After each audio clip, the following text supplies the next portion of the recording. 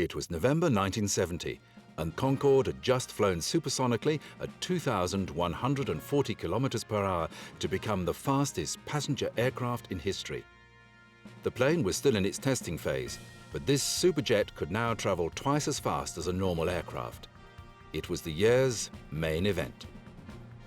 It would take another 6 years of testing and over £1 billion of development money before the first Concorde entered service.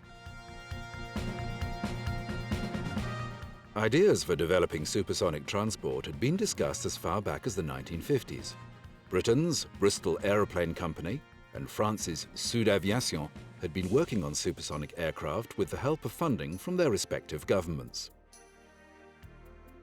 While the British were working on a delta-shaped aircraft for transatlantic travel for around 100 passengers, the French were aiming to build a medium-range aircraft, with both designs slated for prototype production by the early 1960s. Due to the cost of development, the Bristol Aeroplane Company had signed a draft agreement with the French on the 28th of November 1962, and construction of 2 prototype models began in February of 1965. Concorde's famous shape and design, including the signature drop nose and delta wings, were developed to increase the plane's aerodynamic efficiency and enable it to fly at high speeds for long periods of time.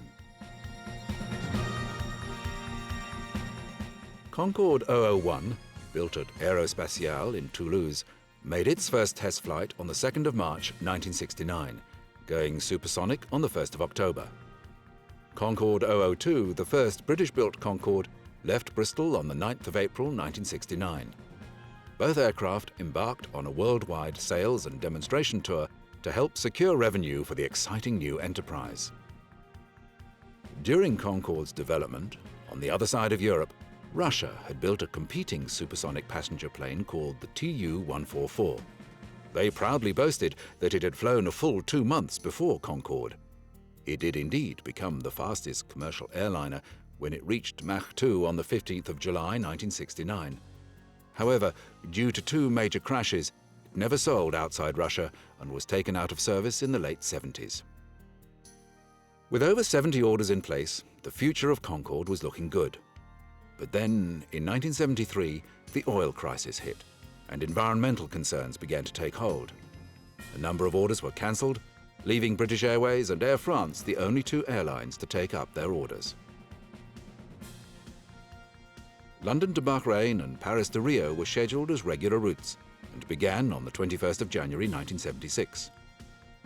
Around this time, protests surrounding the sonic booms made by the plane prompted the US Congress to ban Concorde flights on and over American soil. After finding out that the noise made by their own presidential plane, Air Force One, was louder than Concorde, the ban was lifted, and services to America began on the 22nd of November 1977, and in the same year, services to Singapore also started.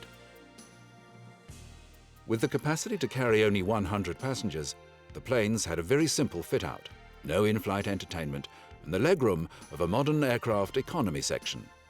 However, with a flight time of around 3.5 hours from London to New York, these were minor issues for Concorde travellers. In 1983, after continually losing money, the British government sold Concorde to British Airways outright for the first year's profits and £1.6 million. After conducting a survey, though, the new owners discovered that people thought it was more expensive to fly on Concorde than it actually was, so the airline raised the prices and began making a profit. Then, in 2003, following the Paris crash of 2000, growing environmental awareness, and a slump in air travel, Air France and British Airways chose to retire Concorde, and a groundbreaking chapter in air travel was brought to a close.